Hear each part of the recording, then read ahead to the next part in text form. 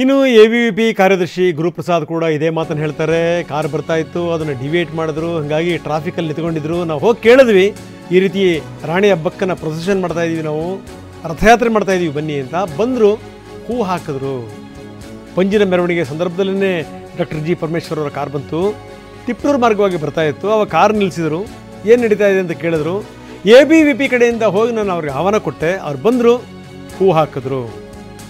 ಇದು ಬೆಳಗ್ಗೆ T V nine ಕೂಡ ಇದೇ ಮಾತನ್ನು ಹೇಳ್ತು.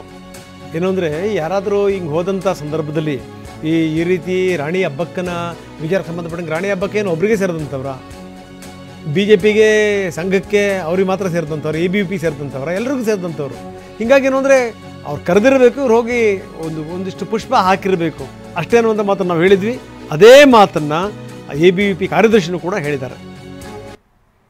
ಸರ್, ಅದು ನಮ್ಮದು ಎಬಿವಿಪಿ ವತಿಯಿಂದ ನಾವು ರಥಯಾತ್ರೆಯನ್ನು ಕೈಗೊಂಡಿದ್ದೇವೆ 500 ವರ್ಷದ ಜನ್ಮ ಜಯಂತಿಯ ಪ್ರಯುಕ್ತ.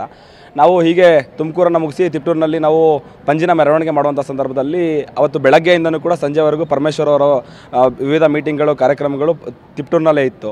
ಆ ಸಂದರ್ಭದಲ್ಲಿ ನಾವು ಟ್ರಾಫಿಕ್ ಜಾಮ್ ಆಗುತ್ತೆ. ನಮ್ಮ ಒಂದು ಏನು ಪಂಜಿನ ಮೆರವಣಿಗೆ ಬಂದಂಥ ಸಂದರ್ಭದಲ್ಲಿ ಪೊಲೀಸ್ ಕ್ರೌಡ್ ತುಂಬ ಆಗುತ್ತೆ. ಆಗ ಏನಾಗಿದೆ ಅಂತ ನೋಡಲಿಕ್ಕೆ ಬಂದಂತಹ ಪರಮೇಶ್ವರ್ ಸರ್ರನ್ನು ನಾವೇ ಇನ್ವೈಟ್ ಮಾಡ್ತೀವಿ. ಹೀಗೆ ಒಂದು ನಮ್ಮದು ರಥಯಾತ್ರೆ ನಡೀತಿದೆ, ಬಂದು ಪುಷ್ಪಾರ್ಚನೆ ಮಾಡಿ ಅಂತ.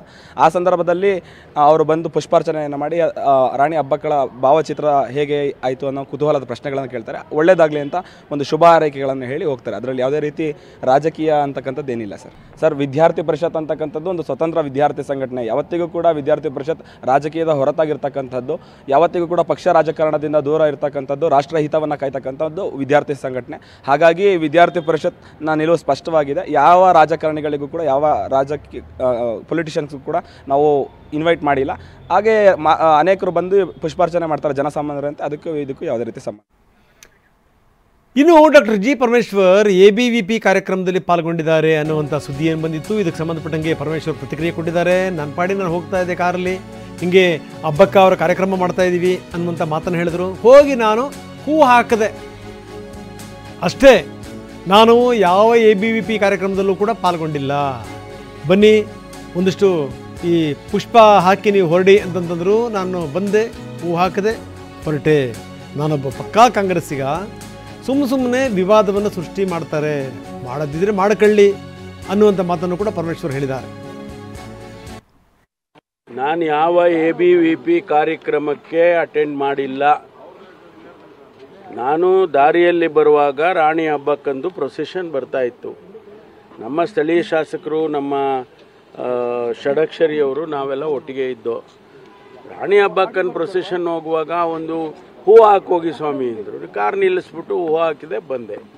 ಇಷ್ಟೇ. ಅದಕ್ಕೆ ನಾನು ಯಾವ ಎಬಿವಿಪಿ ಕಾರ್ಯಕ್ರಮ ಮತ್ತೊಂದು ಏನೂ ಅಟೆಂಡ್ ಮಾಡಿಲ್ಲ. ಇದಕ್ಕೆ ಮೇಲೆ ಅವರೇನಾದರೂ ಯಾರಾದರೂ ಕಾಂಟ್ರವರ್ಸಿ ಮಾಡೋದಿದ್ದರೆ ಮಾಡ್ಕೊಳ್ಳಿ, ನಮಗೇನು ತೊಂದರೆ ಇಲ್ಲ. ನನ್ನ ಐಡಿಯಾಲಜಿಕಲ್ ಕಮಿಟ್ಮೆಂಟನ್ನು ಯಾರು ಕೂಡ ಪ್ರಶ್ನೆ ಮಾಡೋಕ್ಕಾಗೋದಿಲ್ಲ.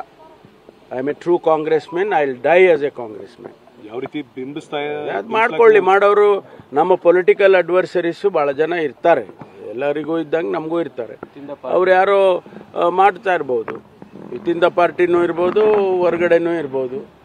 ಅದನ್ನು ಇಂಥ ಚೀಪ್ ಟ್ರಿಕ್ಸ್ ಎಲ್ಲ ಜನ ಗೊತ್ತಾಗಲ್ವಾ? ವಾಟ್ ಈಸ್ ಡಾಕ್ಟರ್ ಪರಮೇಶ್ವರ್ ಅಂತ ಇಡೀ ರಾಜ್ಯದಲ್ಲಿ ಪ್ರತಿಯೊಬ್ಬರಿಗೂ ಗೊತ್ತಿದೆ. ಕಳೆದ 35 ವರ್ಷದಿಂದ ನನ್ನ ರಾಜಕಾರಣ ಏನು ಅನ್ನೋದು ಕೂಡ ಎಲ್ರಿಗೂ ಗೊತ್ತಿದೆ. I don't have to prove it again and again.